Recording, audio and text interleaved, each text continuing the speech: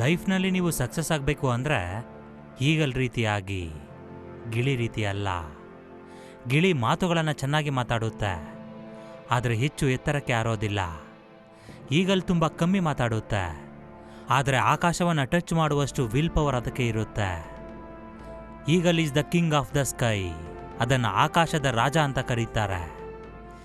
ಈಗಲಿನಿಂದ ನಾವು ಕಲಿಬೇಕಾದ 5 life lessons ಬಗ್ಗೆ ಈಗ ನಾವು ತಿಳಿದುಕೊಳ್ಳೋಣ. ಇದರಲ್ಲಿ ಯಾವುದೋ ಒಂದು ಪಾಯಿಂಟ್ ನಿಮ್ಮ ಜೀವನವನ್ನೇ ಬದಲಾಯಿಸಬಹುದು. ಆದ್ದರಿಂದ ಕೊನೆವರೆಗೂ ನೋಡಿ. ಇಷ್ಟ ಆದರೆ ಲೈಕ್ ಮಾಡಿ. ಹದ್ದು ಯಾವಾಗಲೂ ಒಂಟಿಯಾಗಿ ಹಾರುತ್ತೆ, ಬೇರೆ ಯಾವ ಪಕ್ಷಿಗಳ ಜೊತೆ ಕೂಡ ಸೇರಿ ಹಾರೋದಿಲ್ಲ. ಏಕೆ ಅಂದರೆ ಅದಕ್ಕೂ ಕೂಡ ಗೊತ್ತು, ನಾವು ಎಂಥವರ ಜೊತೆ ಸೇರಿ ಹಾರ್ತೀವೋ ನಮ್ಮ ಮೈಂಡ್ ಸೆಟ್ ಕೂಡ ಅದೇ ರೀತಿ ಚೇಂಜ್ ಆಗುತ್ತೆ ಅಂತ. ಯಾರು ನ್ಯಾರೋ ಮೈಂಡೆಡ್ ಪೀಪಲ್ ಇರ್ತಾರೋ ಇವರು ನಿಮ್ಮ ಗೋಲ್ಸನ್ನು ಡ್ರೀಮ್ಸನ್ನು ಅರ್ಥ ಮಾಡಿಕೊಳ್ಳದೆ ಕೆಳಗೆ ಎಳೆಯೋದಕ್ಕೆ ಟ್ರೈ ಮಾಡ್ತಾರೆ. ಇವರು ತಾವು ಹೇಳೋದು ಮಾತ್ರ ಸರಿ, ಬೇರೆಯವರೆಲ್ಲ ತಪ್ಪು ಅನ್ನೋ ಮನಸ್ತತ್ವವನ್ನು ಹೊಂದಿರ್ತಾರೆ. ಇಂಥವರಿಂದ ದೂರ ಇರಬೇಕು. ಜೀವನದಲ್ಲಿ ಒಂಟಿಯಾಗಿ ಸಾಧಿಸೋದಕ್ಕೆ ಟ್ರೈ ಮಾಡಿ.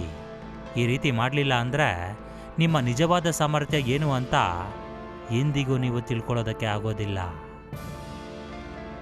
ಈಗಲ್ಗೆ ಯಾವಾಗ 40 ವರ್ಷ ವಯಸ್ಸಾಗುತ್ತೋ ಆಗ ಅದರ ಮೂಗು ತುಂಬ ವೀಕ್ ಆಗುತ್ತೆ, ರೆಕ್ಕೆಗಳು ತುಂಬ ದೊಡ್ಡದಾಗಿ ಬೆಳೆಯುತ್ತೆ. ಇದರಿಂದ ಬೇಟೆಯಾಡೋದಕ್ಕೆ ಬದುಕೋದಕ್ಕೆ ತುಂಬ ಕಷ್ಟ ಆಗುತ್ತೆ. ಆದರೂ ಅದು ಸೋಲನ್ನು ಒಪ್ಪಿಕೊಳ್ಳೋದಿಲ್ಲ. ತನ್ನ ಮೂಗನ್ನು ರಕ್ತ ಬರೋವರೆಗೂ ಡ್ಯಾಮೇಜ್ ಮಾಡಿಕೊಂಡು 150 ದಿನಗಳ ಕಾಲ ನೋವಿನಿಂದ ತುಂಬಿದ ಪ್ರೊಸೆಸನ್ನು ಫಾಲೋ ಮಾಡುತ್ತೆ.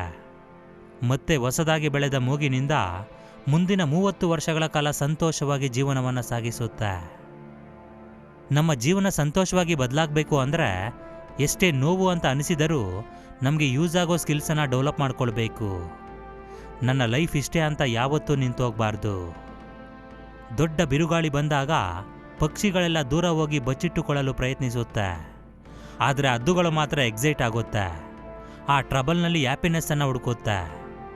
ಆ ಬಿರುಗಾಳಿಯಿಂದ ಬರುವ ಬಲವಾದ ಗಾಳಿಯನ್ನು ಸಹಾಯವಾಗಿ ಮಾಡಿಕೊಂಡು ಎಷ್ಟು ಎತ್ತರಕ್ಕೆ ಹೋಗುತ್ತೆ ಅಂದರೆ ಮೋಡಗಳಿಗಿಂತ ಮೇಲೆ ಹೋಗಿ ಹಾರುತ್ತೆ. ಪ್ರತಿ ಸಮಸ್ಯೆ ನಮಗೆ ಒಂದು ದೊಡ್ಡ ಅವಕಾಶವನ್ನು ತರುತ್ತೆ. ಆ ಅವಕಾಶಗಳನ್ನು ಗುರುತಿಸಬೇಕು, ಭಯ ಬಿದ್ದು ಬಚ್ಚಿಟ್ಕೊಳ್ಬಾರ್ದು. ಈಗಲ್ಸ್ ಯಾವಾಗಲೂ ಸತ್ತೋಗಿರೋದನ್ನು ತಿನ್ನೋದಿಲ್ಲ. ಯಾವುದನ್ನು ಬೇಟೆಯಾಡುತ್ತೋ ಆ ಫ್ರೆಶ್ ಫುಡ್ಡನ್ನು ಮಾತ್ರ ತಿನ್ನುತ್ತೆ.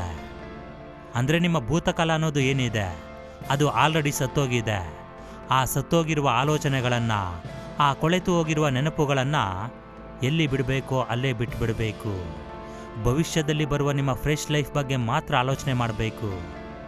ನಿಮಗೆ ನೋವನ್ನು ತರುವಂಥ ನಿಮ್ಮ ಹಿಂದಿನ ನೆನಪುಗಳನ್ನು ಪ್ರೆಸೆಂಟ್ಗೆ ಯಾವತ್ತೂ ತರಬಾರ್ದು. ಏಕೆ ಅಂದರೆ ಒಂದು ಬಾರಿ ನಿಮ್ಮ ಫಾಸ್ಟ್ ಪ್ರೆಸೆಂಟ್ಗೆ ಬಂದರೆ ನಿಮ್ಮ ಪಾಸ್ಟ್ ಯಾವಾಗಲೂ ನಿಮ್ಮನ್ನು ಪ್ರೆಸೆಂಟ್ನಲ್ಲಿ ಇರೋದಕ್ಕೆ ಬಿಡೋದಿಲ್ಲ, ಫ್ಯೂಚರ್ ಬಗ್ಗೆ ಆಲೋಚನೆ ಮಾಡೋದಕ್ಕೆ ಬಿಡೋದಿಲ್ಲ. ನಡೆದು ಹೋದ ಘಟನೆ ಬಗ್ಗೆ ಪಾಠವನ್ನು ಕಲಿಬೇಕು ಬಿಟ್ಟರೆ ಅದರ ಬಗ್ಗೆ ಆಲೋಚನೆ ಮಾಡ್ತಾ ಕೂರಬಾರ್ದು. ಈಗಲ್ಸ್ಗೆ ಯಾವಾಗ ಫಸ್ಟ್ ಟೈಮ್ ಹಾರುವಂತಹ ಸಮಯ ಬರುತ್ತೋ ಆಗ ತನ್ನ ತಾಯಿ ಈಗಲ್ ಆ ಗೂಡಿನಲ್ಲಿರುವ ಮೆತ್ತನೆಯ ಪದಾರ್ಥಗಳನ್ನೆಲ್ಲ ತೆಗೆದುಹಾಕುತ್ತೆ. ಇದರಿಂದ ಅನ್ಕಂಫರ್ಟಬಲ್ ಫೀಲ್ ಆಗಬೇಕು ಅಂತ. ಅಷ್ಟೇ ಅಲ್ಲ, ಅದು ತನ್ನ ಗೂಡನ್ನು ತುಂಬ ಎತ್ತರದಲ್ಲಿ ನಿರ್ಮಾಣ ಮಾಡುತ್ತೆ. ಏಕೆ ಅಂದರೆ ಆ ಮರಿ ಗೂಡಿನಿಂದ ಕೆಳಗೆ ಬೀಳುವಾಗ ಹಾರೋದನ್ನು ಕಲಿಯುತ್ತೆ ಅಂತ. ಅದು ಒಂದು ಪಕ್ಷಿ ಆದರೂ ಕೂಡ ಅದಕ್ಕೆ ಚೆನ್ನಾಗಿ ಗೊತ್ತು, there is a no growth in comfort zone ಅಂತ. ಆದರೆ ನಾವು ಈ ಭೂಮಿ ಮೇಲೆ ಅತ್ಯಂತ ಬುದ್ಧಿ ಇರುವ ಮನುಷ್ಯರು. ಇಷ್ಟು ಬುದ್ಧಿ ಇರುವ ಮನುಷ್ಯರಾದರೂ ಕೆಲವರು ಇದರ ಬಗ್ಗೆ ಅರ್ಥ ಮಾಡ್ಕೊಳ್ಳೋದೇ ಇಲ್ಲ. ಇವಾಗ ಎಷ್ಟು ಹೆಚ್ಚಾಗಿ ಕಂಫರ್ಟ್ ಝೋನಲ್ಲಿ ಇರ್ತೀರೋ ಭವಿಷ್ಯದಲ್ಲಿ ನಿಮ್ಮ ಲೈಫ್ ಅದಕ್ಕಿಂತ ಹೆಚ್ಚು ಅನ್ಕಂಫರ್ಟಬಲ್ ಆಗಿ ಬದಲಾಗುತ್ತೆ. ಹದ್ದು ಪಕ್ಷಿಗಳಿಗೆಲ್ಲ ರಾಜ. ಸುಮ್ಮನೆ ರಾಜ ಆಗೋದಿಲ್ಲ ಅಲ್ವಾ? ಯಾರ ಮಾತನ್ನು ಎಲ್ಲರೂ ಕೇಳ್ತಾರೋ, ಯಾರನ್ನು ನೋಡಿ ಎಲ್ಲರೂ ಭಯ ಪಡ್ತಾರೋ ಅವನೇ ರಾಜನಾಗ್ತಾನೆ.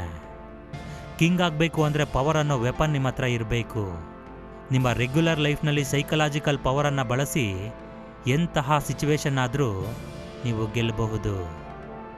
ಈ 2024ರಲ್ಲಿ ನಡೆದ ಕಹಿ ಘಟನೆಗಳ ಬಗ್ಗೆ ಇಲ್ಲಿಗೆ ಮರೆತೋಗಿ 2025ರಲ್ಲಿ ಬರುವ ನಿಮ್ಮ ಜೀವನದ ಬಗ್ಗೆ ಯೋಚನೆ ಮಾಡಿ. ನೀವು ಏನು ಮಾಡಿದ್ರೆ ಸಕ್ಸಸ್ ಆಗ್ತೀರೋ ಆ ಸ್ಕಿಲ್ಸನ್ನು ಡೆವಲಪ್ ಮಾಡ್ಕೊಳ್ಳಿ. ಯಾವುದಕ್ಕೂ ಭಯ ಪಡದೆ ಮುಂದೆ ನುಗ್ಗಿ.